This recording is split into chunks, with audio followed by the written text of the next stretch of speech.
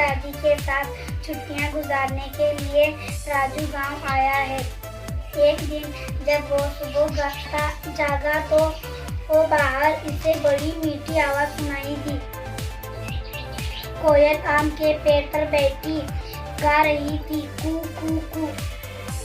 राजू को इसकी आवाज बड़ी मीठी लगी।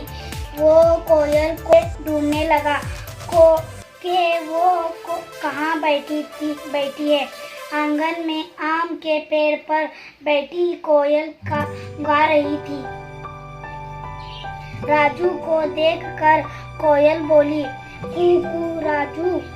राजू ने खुश होकर इससे कहा, ओह कोयल, क्या तुम्हें मेरा नाम मालूम है? कोयल ने जवाब दिया, हाँ मुझे सब मालूम है, लेकिन तुम्हें मेरा गाना कैसा लगा? राजू बोला, तुम बहुत ही मीठा गाती हो। मुझे तुम्हारी आवाज अच्छी लगी। कोयल कहने लगी, हाँ जब बाहर के मौसम में आम के पेड़ों पर बोर आता है तो हम इसी तरह सारा दिन गाते रहते हैं। राजू बहुत खुश हुआ। इसने कहा, क्या तुम मेरे साथ शहर चलना पसंद करोगी? वहाँ सब लोग तुम्हारा गाना पसंद करेंगे। कोयल बोली, राजू मेरे सैकड़ों रिश्तेदार तुम्हारे शहर में ही रहते हैं, तो फिर मेरा वहाँ क्या काम? मैं वहाँ क्यों आऊँ? ये सुनकर राजू हैरान रहा गया और कहने लगा, क्या शहर में भी सैकड़ों कोयल रहती हैं, लेकिन हम में से किसी ने भी तुम्हारा गाना नहीं सुना। कोयल कुछ अदा हो गई और बोली,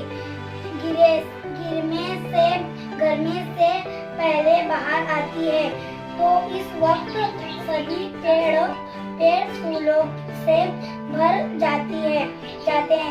तब हम सभी कोयल अपने गीत जरूर गाते हैं, लेकिन तुम्हारे शहर में तो दिन भर शराबे रहता है।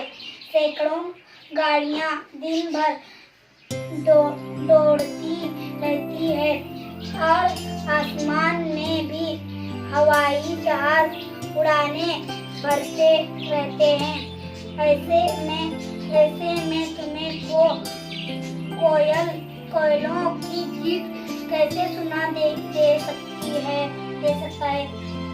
कोयल की बात सच थी। राजू को बहुत देर दुख हुआ। वो कोयल से पूछ बैठा, अगर शहर में गाड़ियों का शोर, शराबे कम हो जाए और अमन व अमान का माहौल बन जाए तो क्या तुम वहाँ आकर गाओगी? कोयल जवाब दिया, क्यों नहीं, तब मैं जरूर आऊंगी और फिर तुम लोग बाकी दूसरों कोयलों का गाना भी सुन सकोगे। ये बात सुनकर राजू बहुत खुश हुआ। इसी वक्त दादाजी घर से बाहर निकले और बोले, राजू कोयल का गाना सुन रहे हो क्या? हाँ दादाजी, राजू ने जवाब दिया। दादाजी ने फिर राजू से सवाल किया, क्या तुम कोयल की कहानी जानते हो? राजू ने कहा, कौन सी कहानी दादाजी? दादाजी ने इसके बाद राजू को कोयल की कहानी सुनाई। कोयल जरा काहिल चिड़िया होती है।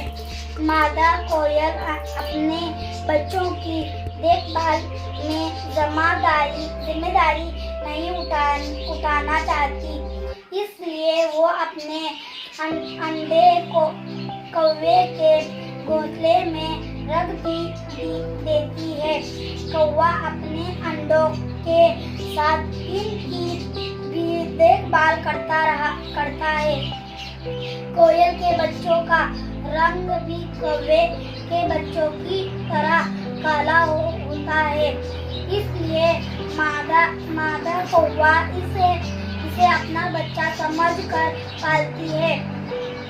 जब कोयल का बच्चा मीठी आवाज में गाने लगता है, तब कौवा की समझ में आता है कि ये इसका बच्चा नहीं है।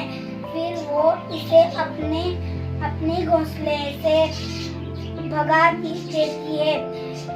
इसके बाद कोयल का बच्चा अपन देखभाल खुद करता है और अपनी जिंदगी गुजारता है। दादाजी के बातें सुनकर राजू को बड़ी हैरानी हुई।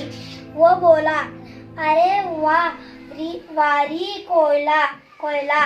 कोयलियाँ, तुम्हारी कहानी तो बड़ी अजीब है। तभी दादाजी ने इसे समझाया कि जानवरों अपने परिंदों की दुनिया में ऐसी अजीब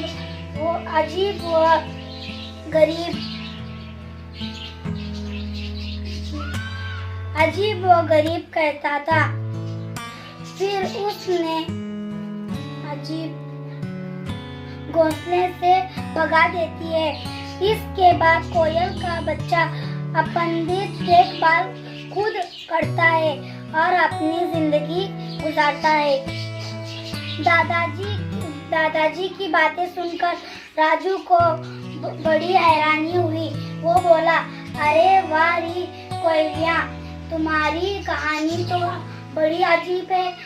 तब दादाजी ने इसे समझाया कि जानवरों और परिंदों की दुनिया में ऐसी अजीब व गरीब बातें होती ही हैं।